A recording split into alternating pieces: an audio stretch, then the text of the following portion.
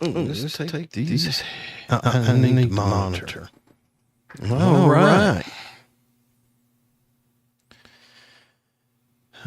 right, boys and girls. Howdy do. It's 6 o'clock on Thursday. We all know what happens at 6 o'clock on Thursday. We have the Raven County Rag. Got a little something I want to share with you guys. I saw it on YouTube, and it's tickled me to death. Y'all look him up. I'm not sure what he's called, but it's about Bigfoot. So up slow with the drink still rolling, sky so blue and the coffee's boiling. Check my snares in the forest shade, then fried 2 eggs in a skillet I made. Ate 'em quick with a side of pride, watched a ranger run when I stepped outside.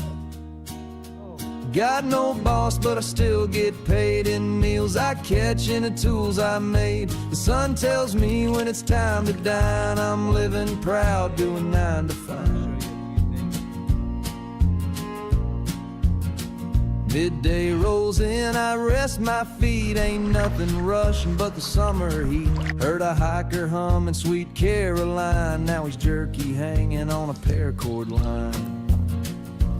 Ain't got worries I didn't make, just pine smoke air and a backpacker steak.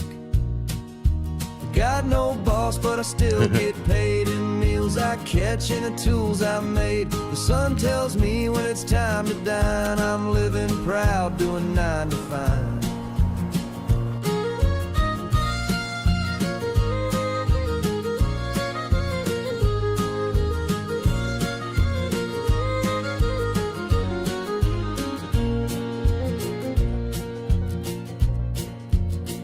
Evening sets in and the woods go still. I stack some logs for the nighttime chill. Rest my bones with no rules to mind, feeling the kind of peace most men don't find.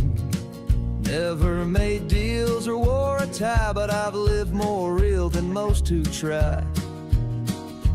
Got no boss, but I still get paid in meals I catch and the tools I made. The sun tells me when it's time to dine. I'm living proud, doing 9 to 5.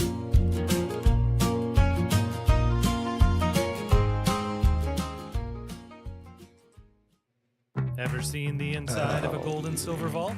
3, 2, 1. Well, let me see if I can stop. Good Lord. I like the... There's a whole bunch of them. Let me take these dang headphones off. I can't deal with these headphones. Hell, I can't hardly deal with myself today. I'm grumpy. Yeah, put these things to the side. Yeah, I've been... Didn't sleep much last night, man. Got up, got busy, and hadn't. What is going on here? Trying to. I got so many screens open on this computer, boys and girls, trying to keep track of what I'm doing. You know, trying to be entertaining and all that crap. It's just I'm having a rough time getting it done. Let me go to the Clayton Tribune. Not much in the paper. Oh, let's go ahead and do our thing. Greetings, everybody.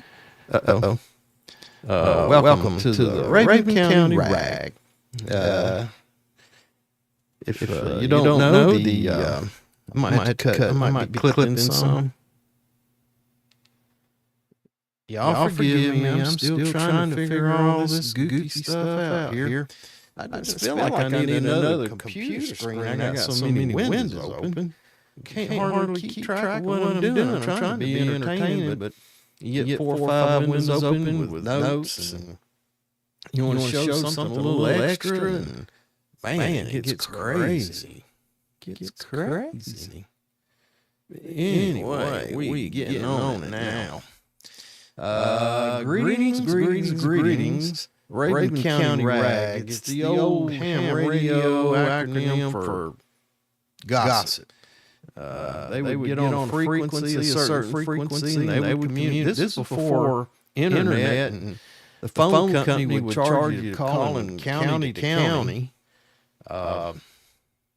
So these guys had free communication back then called ham radio, and you still do it today. If you wanted to buy a ham radio, you could buy them both fangs or whatever they are. They're real cheap. They're on 2 meter and 1.5 meter. And you can communicate in the county or in the region either to a repeater or direct, and it's not really that expensive. But anyways, the Raven County Rag, where we get together and share. Who are we? We're a community of like-minded people with common interest in hunting, fishing, protecting our families, community, culture, and environment. We exchange ideas, resources, and information. That's who we are. And look, somebody is watching. Hello, whoever you might be. I appreciate you watching. Cruising by. Leave me a comment. It might be myself looking. I don't know. I get confused. Like I said, I got a bunch of screens open. I might have it open. But anyway, hope everybody had a good week so far. I was out of town last week. I don't know if you caught the thing. I was in a hotel room, and it was just as confusing then as it is right here in the old home studio. Out there trying to figure out how to get things going. I think it was an abbreviated episode. I don't think I went the full hour. I was wore out, man. Up there in Belmont, North Carolina, doing a power plant demolition. And man, I tell you what, talk about being grateful for something.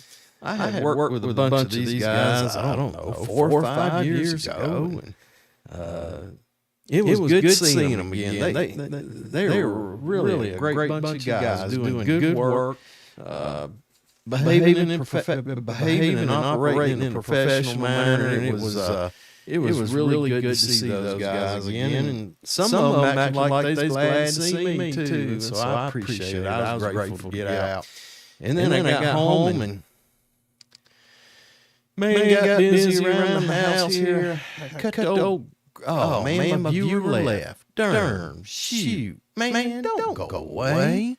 Come back. Anyway, got back, and the old grass was about knee deep, me being out of town.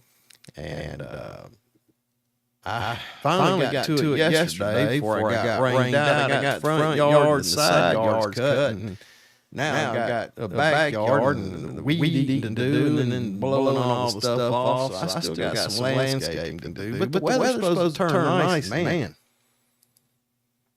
The garden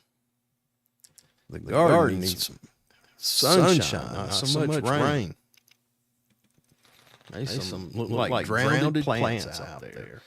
My wife's got a bucket in the front yard with tomato plant in it, and that thing is well drained, and it looks good. Boy, that tomato plant's going to produce more than the entire rest of the 18 or 20 tomato plants I got out there. Some of the old sunflowers, they drooping.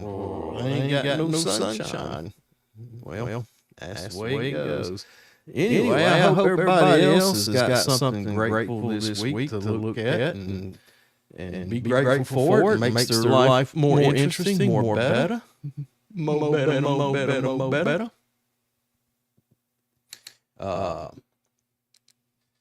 And a couple things. Oh, you know what? You know what? And they're getting to be a habit. The wild turkeys I got trotting around the yard. I got 2 old hens. I've seen them several times now. They coming up in the yard and eating some of them old fresh blooms. And I guess they eat them flowers and dandelions and things like that. I imagine they like them as well as I do. I ain't seen no chicks, though. I ain't seen no babies. I thought them things followed their mama around everywhere they went, but they might have been up in the blueberries hiding. I don't know. Took grandson up there a couple weeks ago, showed him wild blueberry, and ain't as big and pretty as the ones you get in the grocery store, but they sure are sweet.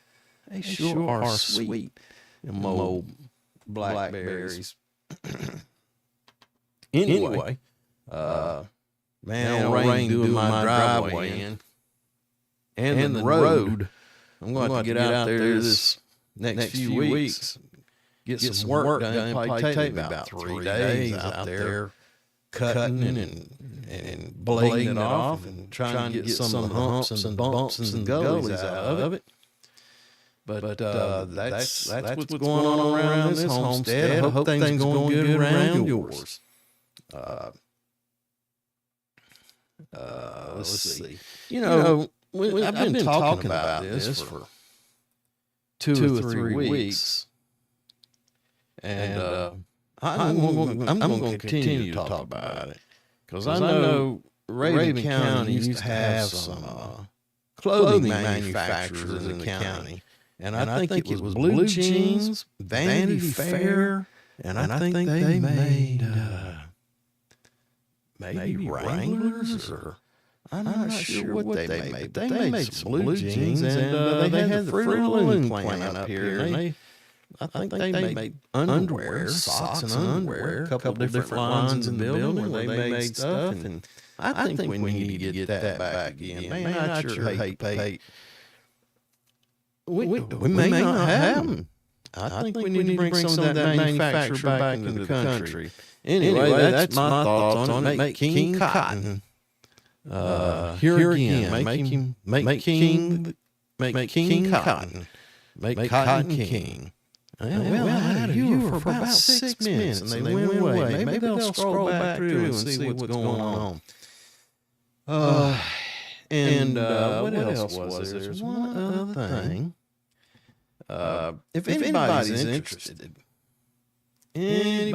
interested, I know some land up on the National Forest that's supposed to be a target range. But the darn road is so washed out and cut up, you can't get up in there. It'd be nice to organize some people to put in a community effort and put that thing back together. I think it's called Darnell. It's up in the National Forest somewhere up around Dillard. But man, it would be nice to have a firing range, shooting range, target range somewhere in the county. I know people drive a long way to go get it. And there's enough people here in the county, I'm sure, would take advantage of it. But here's the thing. People said that ne'er-do-wells would get up in there and trash the place. Well, I think we need to have a little bit of control on it if we were to fix it up. It does lie in the county of Raven, and I believe that people who's members of it, or the group of people who would be there as a part of it, could, if they notice something going on, start keeping out a sharp eye. And it would be the duty, I believe, I looked that up, I believe it would be the duty of the Raven County Sheriff's Department or the Dillard Police Department to ensure that place is a safe and friendly place for families or men who are out there shooting. And if we come together as a community, I'm sure that we can make that a nice place. I wouldn't mind building some benches, a bench or two, and put out there, to shoot your rifle from the bench, get them zeroed in, and keep an eye on it, keep the brass picked up. Most people pick up their brass nowadays. They get to a reloader, or somebody can reload the brass and things like that. But measure out 50 yards, 100 yards, 150 yards. I'm not sure how long it is, but it is a shooting range, and it is listed as being in the National Forest in the county of Raven in the great state of Georgia. So if anybody sees this and flips it through, I don't know. Maybe I need to start putting some stuff in the notes to get people to start looking at this channel, see if we can't get some people together and form a better community. Right now, look at that. I had one person who was on there for 6 minutes watching me in the very beginning. Anyway, let's move along. Darnell shooting range. Anybody had any more trouble with bears as of late? I haven't heard much. I guess there's plenty growing out there to keep them fed. Just remember, keep everything picked up around the house. Don't leave any garbage out. I don't know if I told y'all this story, but my two daughters with the woman I'm married to now took them hunting. Not hunting, camping. And I was very clear with them. Do not leave any kind of food or anything out because the bears will come. And they did a good job, except for the youngest one. I think she was 5 at the time. And she had them these little Coca-Cola things, little bottle about that big, and it had a little wing on top of it. You twist it all, it wasn't nothing but sugar water. And she left an empty one, or a half empty one, in the back of the pickup truck. And it was late at night, man. You hear darn somebody getting in the back of that truck. Dadgummit, it's a bear. And I know I impressed them two kids. There's the other daughter there. She was 12, 13. Big old man jumping out of the tent. His whitey tighties grabbing his pistol on the way out the door. And I went out there and run that bear off. You know I was a big man then. I might not think as much, but you know. It was that was a good lesson. Lesson number one, no stepdad ain't too afraid of a bear, so he dang sure ain't gonna be afraid of nothing else. That's a lie. And the bears will mess with you if you don't keep your place cleaned up. Let me turn this other thing off here. Turn that off too. Like I said, I got so many things going on here. I need to make it simpler, but I want to be able to get a lot of information. I got another monitor. I wonder if I can daisy chain one of these together and put another monitor up here. Be like riding in a space shuttle, all that stuff up here. Anyway, bears, do's, and don'ts. I told y'all my wife put me on that do not call list. I will swear those people, the FCC, I swear that they turn around and sell those, some old punk. I get it some water, hang on. Some old punk at the FCC has taken them numbers from people called in and sold them to India, Pakistan, Asia, somewhere to spam callers because my volume has not gone down one bit. And I got to answer calls because I got business calls all the time and never know where people are going to call me from. And hell, they hijack numbers and hell, it looks like a local number. It looks like a Raven County number. It looks like a North Georgia number. And you're going, okay, let's see what it is. And it's Susie selling something, some insurance form or accident relief or what the hell is that? You got power.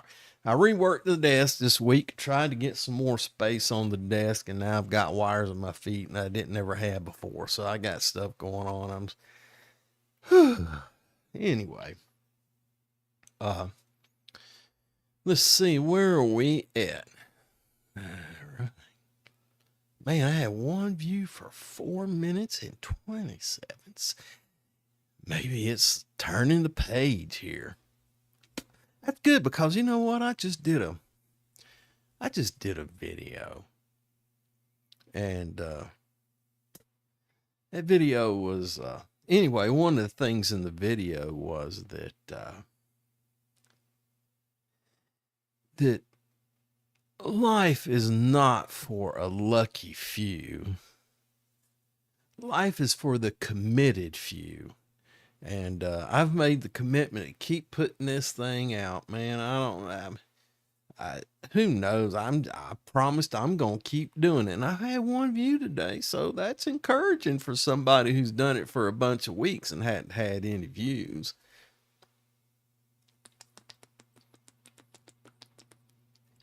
Man, I ate lunch earlier today about 11:30. Had breakfast about 5. No, it was a little later than that, probably 5:30 or 6. I had breakfast and then lunch about 11:30 or so. And I'm starting to get hungry. And when a big fat boy gets hungry, he gets hangry.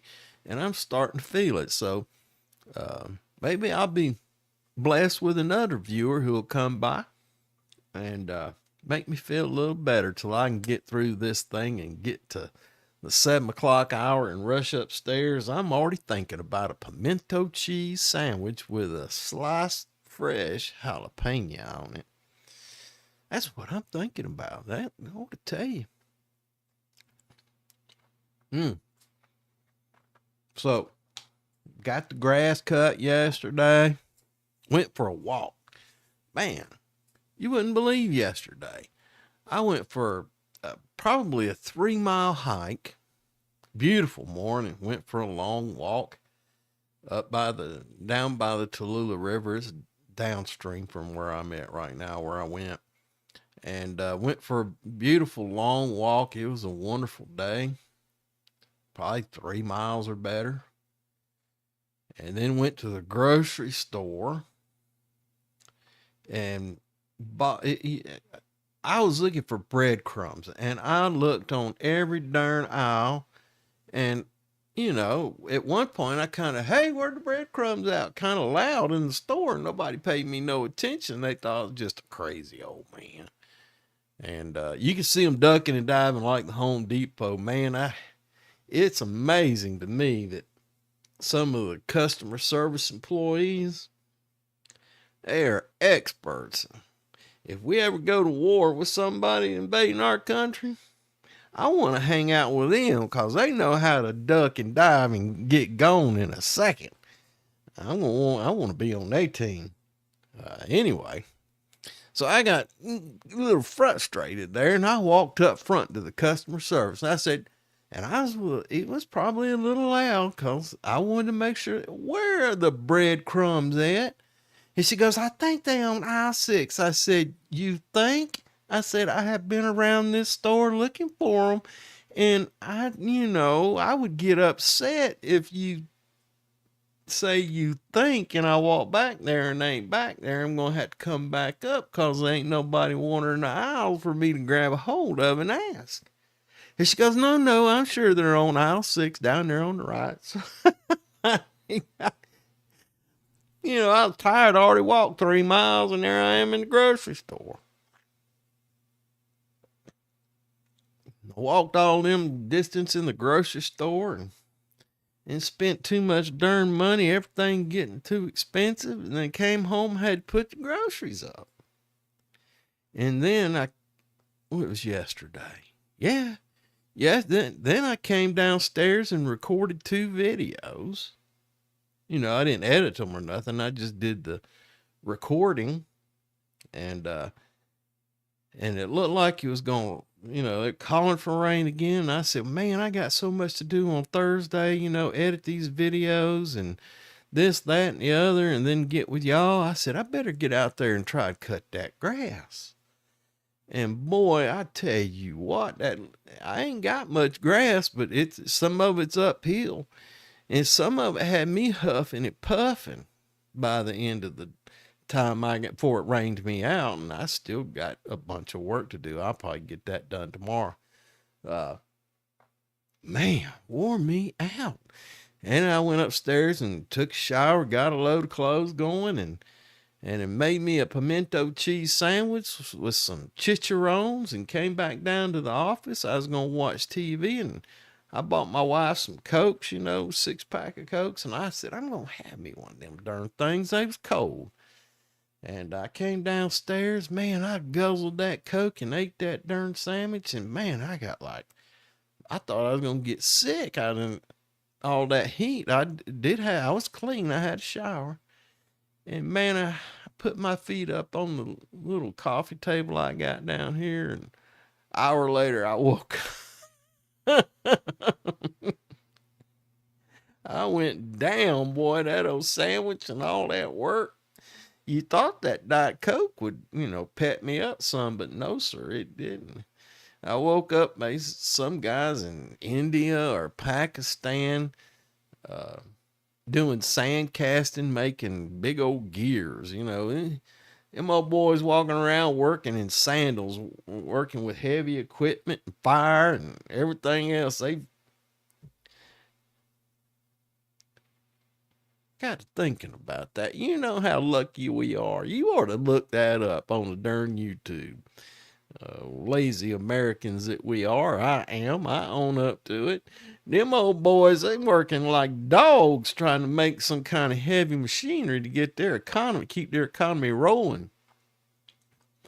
They was making and they cast every bit of this stuff, and they had an old Bosch grinder. It looked like it's about a 30-year-old grinder. I'm thinking, them old boys use that thing like the devil every day, and then I bet they have to rebuild that thing on a regular basis. It wasn't them big old steel ones, and it was an old one.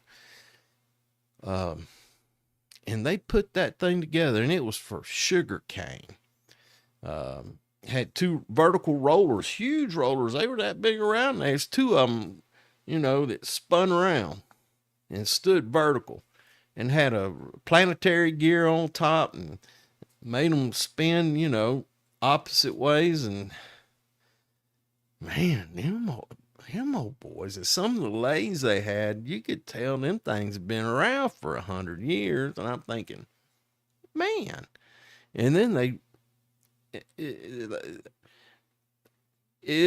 to me, I'm like, they're just splashing chemicals everywhere and running it off in the gutter, and it's going into the Ganges River or wherever it is, and then they go down there and bathe and it bury their dead in that river. And I'm going, we damn sure got it lucky in this country. We ought to be grateful for them old boys over there doing that stuff, because we buy some of that equipment. And we are lucky. We ain't so lucky we ain't got enough young men who want to do that kind of work anymore.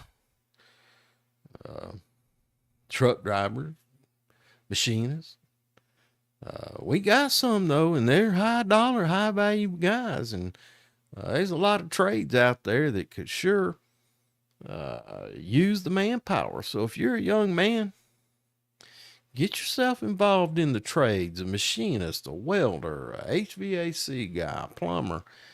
You'll make as much as a darn attorney. I've met a darn finish carpenter one time, put crown molding in your house and molding and wainscot and all that stuff. He's making $200 an hour. Now, he paid a helper and he was producing, but still, that's a good living.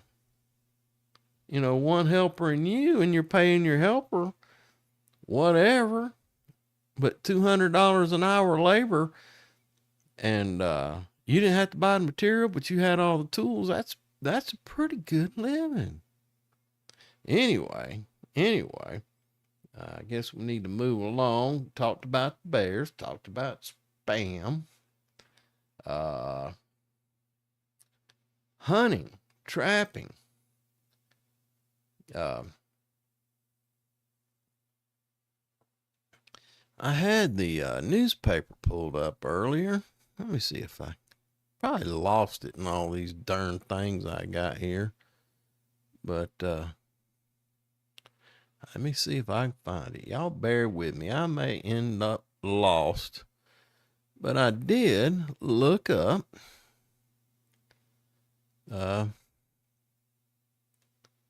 Well, that ain't it. This might be it.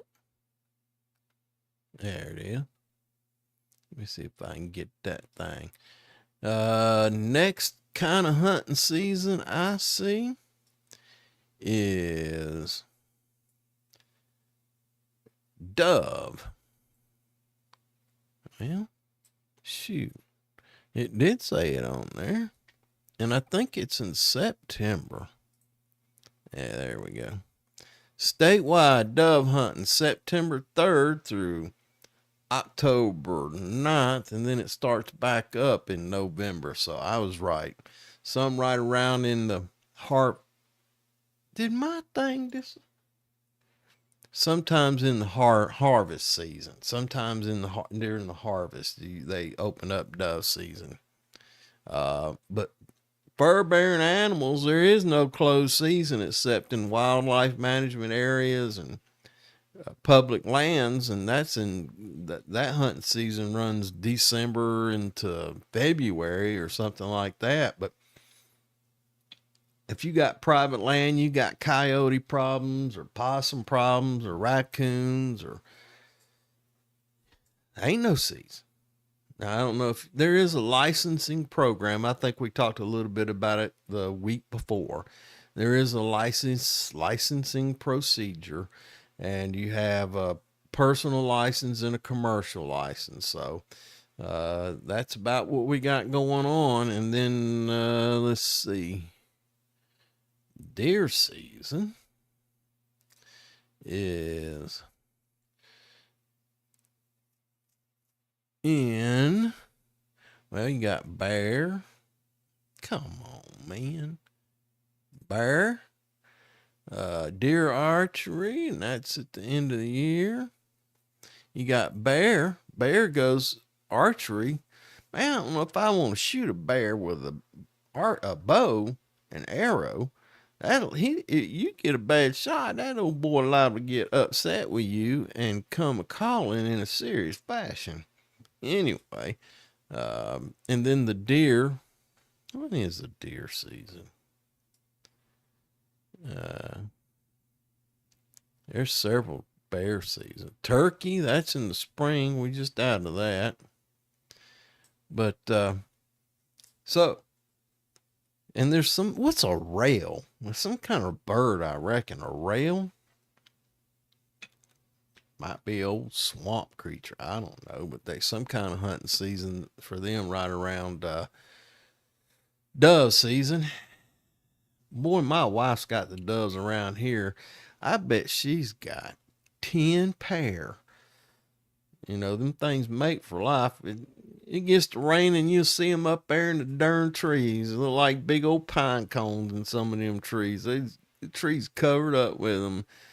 And for some reason, she has an attachment or a fascination with crows, and they're finally starting to hang around. They don't run off near as much as they used to. I walk out in the yard and they'll stand there and look at me a minute, not sure whether they should go or stay, but they'll end off flying off, and they'll wait till they're off in the trees and light somewhere where they can't see me and I can't see them, and start making all their calls, notifying all their friends that things are not copacetic. Boy, the fishing's still hot. The bass are starting to move real good. And I got a story to tell you. Let me put that in here. I got a story to tell you. And this story is about the trout fishing and beaver. I was down around Atlanta, north of Atlanta. I think it was Jones Bridge. It might have been McGinnis Ferry, or Palisades. I'm not sure where it was, but I was fishing in the river. I was wading that day. I had the old chest waders on, so I worked into this back eddy. It's just like a finger that goes back, and it's slack water, and I'm in there fishing streamer on a fly rod. And I kind of had my back turned and I was fishing a snag. Now, I don't know if y'all know about these back eddies on these rivers, but there's no water flowing in them. So that bank, when it just sloughs off, and it's a steep bank to get out of that water. And there was a snag in there, a tree that got caught up in that slough off and ended up in the water. And I thought it was a prime target for casting that old streamer in. And I was fishing. I was looking at the end of that inlet, or that little, I don't know what you call the thing. There's a technical term for it, but it's just like a finger that goes off of the river. It's out of the main current, normally on the downstream side, just a little eddy back in there. And it was probably 100 yards deep. And I'm walking in there and I'm feeling around, make sure I don't step off into some hole. And I get to the point where I'm casting into that windfall or that snag, whatever it was, that tree laying in the water. And I heard a big old pop. It's like somebody took a paddle and hit the water. I said, what the hell? And I looked and I didn't see nothing, and I heard it again. And I turned around, and this time I saw it. All I saw was two eyes sticking up out of the water. Just barely sticking up out of the water. And it was coming toward me, and it was leaving a wake. And that thing slapped that water with that flat tail again. Pap! And I was like, oh, shoot. And, you know, you think about beavers, most people, oh, they're cuddly little thing about this big. This son of a gun, he had to come in about 50 pounds, and he's an expert in water, and I'm wading around in mud. You talking about panic stricken? I made for the edge of that, eddy, that backwater, and that bank was steep. I could not get up that bank, and I said, well, I'm going to have to turn around and face this thing. And I turned around, and I had my darn old fly rod, and I was making noise and popping that water, and he hit that water again with that flat tail, and he looked like he was going to keep on comping, and he got about, and that fly rod, I think it was a 7-footer. He got almost to the end of it, and I'm making a racket hitting on that water. And finally, he just did a U-turn and went off and got back in the main current. I don't know where he was going, or if I was in. He might have been the one that dropped that tree.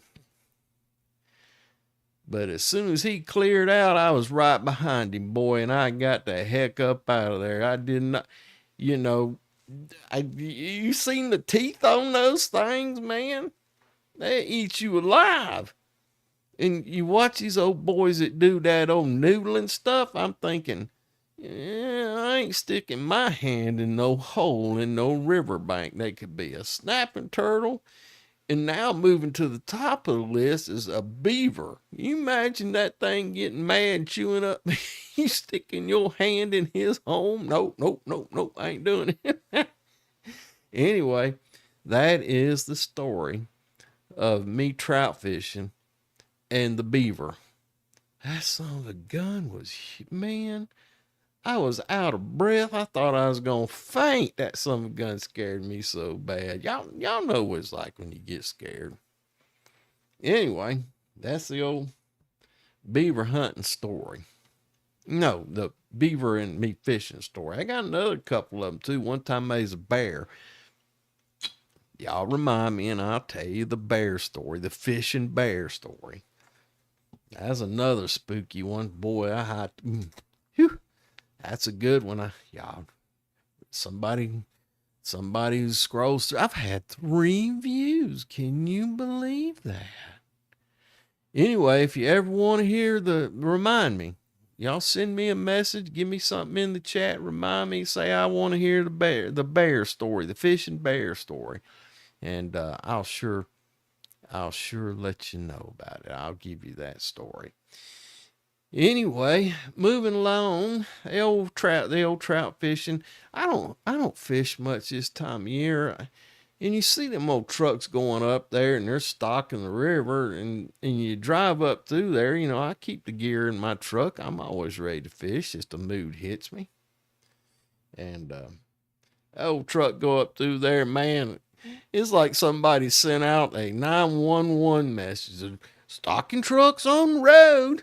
And man, there'll be pickup trucks and following that darn old truck, and he'll dump 100 fish in a hole, and there's 100 guys sitting there fishing it before he can get out of the way. I'm like, I ain't doing it.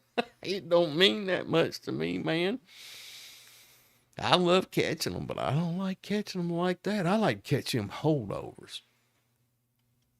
I like to catch them holdovers in them stream reared fish. Now people say, them all stock fish.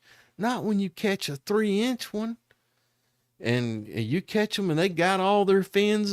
Some of them old stockers, they got a little nub in their pectoral fin, got a little nub. And I'm like, man, is that a birth defect? Because I catch them all the time.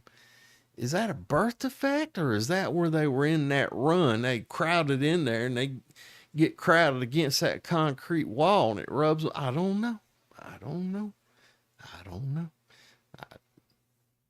I tell y'all the story about that time I went to the fish hatchery and they was feeding them fish, and I reached out there and got a handful of that feed. It's pellets. Little bitty pellets. Shoot, man. Big as a pencil. Nah, they ain't even that big. It just look like rabbit pellets, which feed your rabbit. And I put them in my pocket, and then I took them and put them in a Ziploc. It was just a little handful, maybe 50 or 60 pellets. Wouldn't even fill my hand. And then I put them in a Ziploc bag and put them in my tackle box. Not tackle pouch. I don't have a box. Well, I do have a box, but I normally fish with a pouch, a satchel hangs on my back, crickets on one shoulder, and fishing tackle in another bag on the other shoulder. That's normally the way I'm doing. Sometimes I have some worms, but normally I'm out there with them, what they call the Georgia nymphs. And I got to looking at those things one time, and they're about a size 14, maybe a size 16. And I bought some, like, they might be smaller than that, like a 22. They're little bitty things. And so I had some hooks, and I got to looking at those things, and I took some cork and cut it down with a razor blade so they's about the size of them pellets. And then I lashed it to a hook. Lashed it to that. Might have been a 22 or 20, a small hook. And lashed it on there, made 4 or 5 of them up. And I was fishing a stretch. I don't remember where it was. Might have been Moccasin Creek, might have been Tallulah River, might have been Wildcat. And I knew it was a place where they throwed them fish out, and it was getting on up in the fall, so the tourists were gone. And I think they used to stock even through the winter on a couple of them streams, year-round streams. And I went up there. I said, I'm going to try this out. And I fished a while. I wasn't having much luck. And I got to thinking about it. I said, I know they eat that daggum stuff, and this looks pretty good. And I got to thinking about it. So I'm standing there at that pool, and I reached down, and I started grabbing a handful of gravel and throwing it into that pool. Whoosh, and it'd splash, a bunch of little splashes. And I did that 4 or 5 times, and then I cast into that with that little bit of cork on that hook. And boy, they came alive. I caught a bunch. It was fun. It was fun catching them. So be creative. If you're a fisherman, be creative. Think about things, how they happen and the way they happen. And you'll get lucky. You'll get lucky.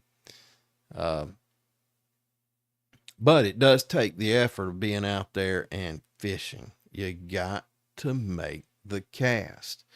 A lot of times I fish with a little, I call it a trout switch. And I think it's 5 foot and it's a ultralight and it's for a 16th weight or something like that. And I made it and it's called trout switch. And I'm out there and man, at the end of the day, I'm fishing 2-pound tests, a lot of times 4-pound tests. And I know when I'm at the end of the day, sometimes, especially in cold weather where that line gets a little stiff and it gets hard to cast. You got to leave a big old leader out there to give you the weight to carry that cast forward. And you catching your back cast all the time. But anyway, the point being, at the end of a long day of fishing, I've probably cast over 200 casts. And that old line is so twisted when I get home or when I come off the water, I'm thinking, doggone it. And I just peel it off right there and tie a little knot in and throw it in my truck. Because if I don't, then I'll go the next time and I'll have that same old line on there, be too darn lazy or too big in a hurry or made plans and forgot about that old twisted line. And so sometimes I'm placing the line after a day of fishing, make enough casts. Keep an eye on the line there. I think I carry 70 yards, maybe. I think it is 210 feet on that little. I use them old, if I can find them. I think they quit making them Zebco T11. Now, I got a couple of them. They so loose and wore out where the gears is wore out in them from casting and reeling so many times. They only got a single ball bearing in them. But I got a couple of them that you really, they're backups, they're emergencies.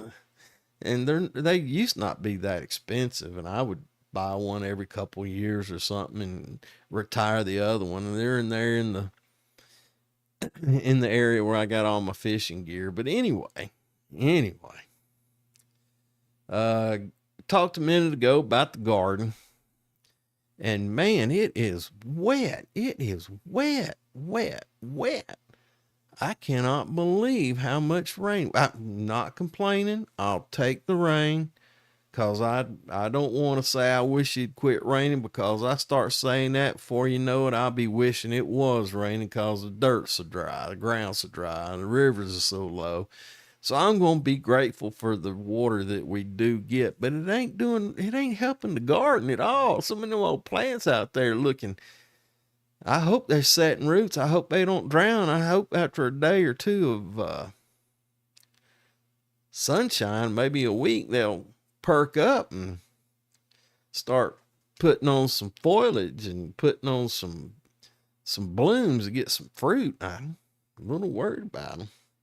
Anyway, we gonna drive on with it. I gotta go. Yo, excuse me, had a sneeze. Got a garden full of stunted plants right now. They've been in the ground. I have to go back and look. Better than a month. They putting some growth on, but not much. I hope. Like I said, that my wife's got a big old pot. Oh, excuse me. Got a big old pot in the front yard. It drains well. And that old mater plant, that son of a gun's looking like a hydrangea plant out there, man. That thing is getting beefy. Good looking plant. Of course, it's well drained. It's elevated. The water just goes on through, whereas it takes a little longer for it to drain, in the ground out there. And it sure has made a mess of my little old dirt road. Me and the neighbors we got up here. We're going to have to get after that. That's what we're going to have to do. But you got to wait for some dry weather. You can't go out there and work a driveway when the darn gravel's wet. And then you just got a big old mud pile that's too heavy to move. And it's just a mess. So you really got to have some dry gravel to go out there and dress up a driveway. But that's something that's on the agenda. Like I said, I read there wasn't much in there. I did go vote for that public service commissioner. Be honest with you, I voted for the incumbent, but apparently he won anyway.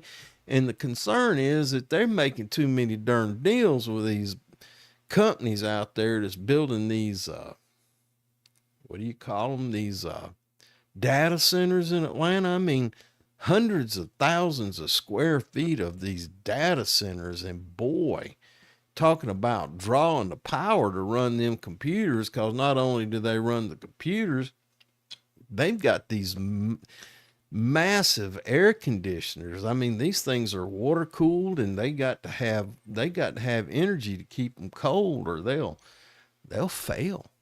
I mean, they'll overheat and fail. So I'm sure they're cutting the deals with them folks and saying, well, we'll just raise the rates on the rest of the folks and give you guys a deal. You know, supply and demand. They're out there burning up energy, and they're not paying taxes. They get all kinds of deals for, not having to pay taxes and things like that. And you know how that works. And then they just say, oh, we got these poor slucks out there that, poor slobs out there work a day, construction worker, bus drivers and all that. We'll just dump another 50% on their power bill. They'll just complain about it and keep paying it. Here we go. Even though the president has been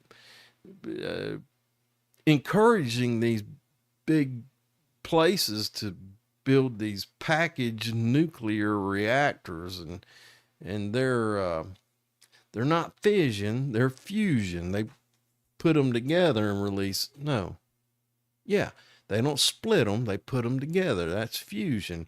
It's supposed to be a lot safer, and I think we're going to have to go that way. And solar's a wonderful idea, but I don't think you get your money back on them. And the carbon footprint to manufacture those solar cells and those wind turbines, you never get your money back. Your carbon footprint's too darn big, but they don't last long enough to get your money back. And I think it's a wonderful idea. Maybe technology will catch up. I do understand they are developing some better solar collecting cells, but I think we're going to have to go to nuclear. I know that there's a bunch of folks out there who going to stand around in the streets and protest it, but I think we're going to have to go that way, and I think that's what's going to end up happening. Anyway, but I did go vote for that PSC. They in the county here, they said 2.9% of the voters showed up. Hell, nobody knows about it. Even in the newspaper, it's front page.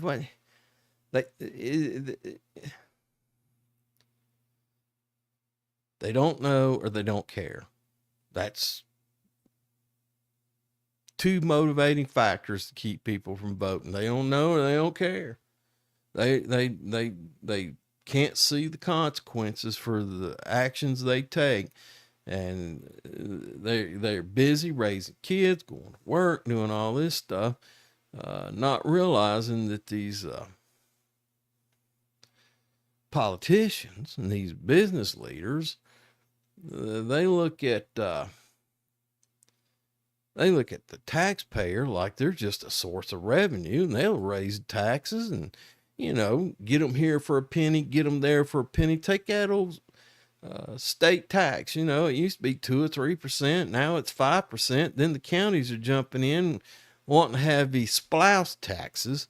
And then they privatize these jails that they got to pay for it, and they got to rake in the money somewhere. And at the county level, the only way to do that is through raising revenue on sales tax. In the area I live in, they've had this 2% splouse tax for 8 years, and I ain't seen a road built yet. Now I see a nice, pretty jailhouse, and I see a high school with AstroTurf instead of grass field, and I'm thinking, are our priorities in the right place? Now, my kids are all grown, and I don't know. We're going to figure it out, but I feel it and I'm going to say it and I got a right to. If you disagree, put something in the comments. I don't care. We'll talk about it. You can make me out a fool. I don't care. Like old Mark Twain said, he said, I might be a fool, but I'm God's fool. Anyway, that's what I say and that's what I feel. I've had 3 views. Can you believe it? I wonder if it's the same person. I'm grateful to you. Thanks for stopping by. Thanks for watching. Leave me a comment. Give me that thumbs up.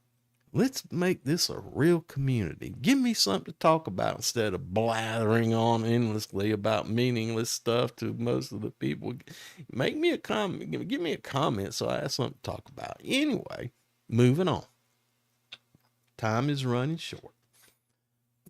There's just not much going on. I will say that Tallulah Gorge State Park has got some activities. And you can walk down to the bottom of the gorge. It's guided, and somebody will watch over you. I think there's 1,000 steps or something. I don't know. It might be 500. But there's a lot of steps to get down that gorge. And I encourage you to make that route, make that trek. Go ahead and try it. I haven't done it yet, but I'm getting close. Fat Boy's been walking and building his endurance, and I've made some pretty big hikes. They didn't have no stairs, but they were some heavy hills, and I think I'm getting where I can almost do that. And I might wait till the fall and do that when the leaves are changing. Maybe they won't let me take my drones in there though. Funny thing about that drone, they say, oh, you can't have that in this park. I said, okay.